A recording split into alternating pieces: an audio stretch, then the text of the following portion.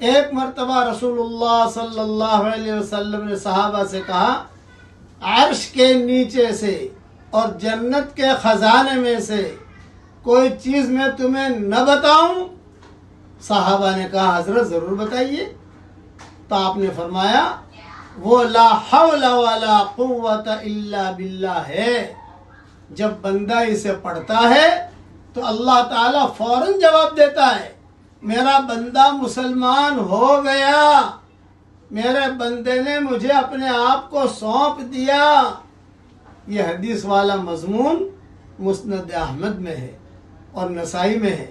اب میرے ساتھ دھیان سے پڑھ لیجئے آپ، لا حول ولا قوت الا باللہ۔